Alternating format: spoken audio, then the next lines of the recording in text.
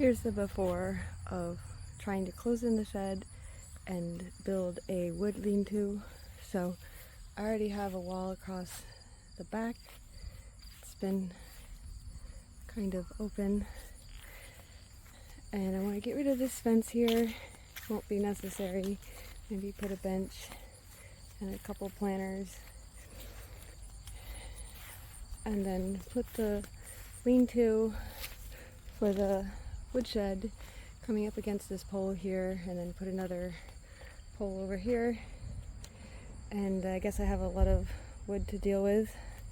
I have a mattock. I don't know if I can chop wood with that. And so then just keep the wall coming down a little bit and put a door here. There's a little screen door at the top of the stairs in the house that I could take down and have a door here. Then try to shovel all this out.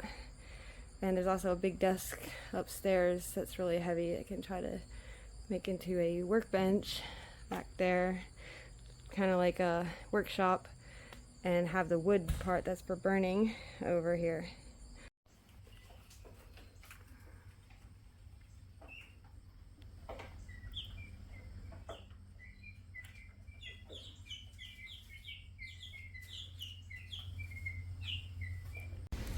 Here is the basically completed shed, workshop, enclosed carport area. So there's a wood lean-to, and I want to have a couple buckets in the back here when we trim apple tree and cherry tree to have wood for smoking. And down here is the coal. It all came with the house. Buckets of coal and then scrap wood on top. I wanted to make the video because for next week I got the skeleton for the greenhouse and also the mikvah that's for rainwater harvesting because our water bill is so expensive. So I got this, and I just still need to paint it. I just wanted to make the video because I'm about to put all this wood in the shed.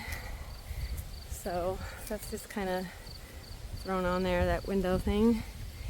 And this was just kind of just leftover things. Eventually I might raise this with grass clippings and stuff to also insulate the shed a little bit.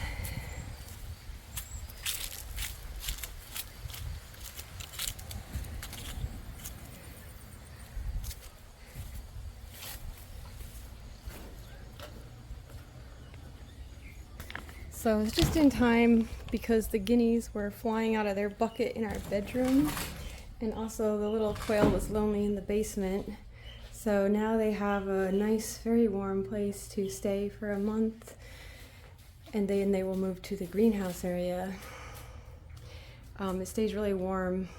The metal gets warm with the sun. So I got like a place for sticky notes because I needed to fill in that area, and a nice workbench. This whatever you call it with holes was in the basement, so I cut it into thirds. God's so good at providing all these things. Had just enough wood of this kind to make a bench around the huge stump that's on the other side of the garden, make a picnic area. Judah jumped out a bucket of paint this morning, so I spread it around, picked up what I could of it, put it on the mower. So I got 10 guineas that like it, and they're getting bigger than the quail, and we have more quail eggs coming because that's the only survivor of the first batch. And just made a nice thinking bench here. And this is pretty cool. So when I'm not using it at nighttime, I can completely close them in like that.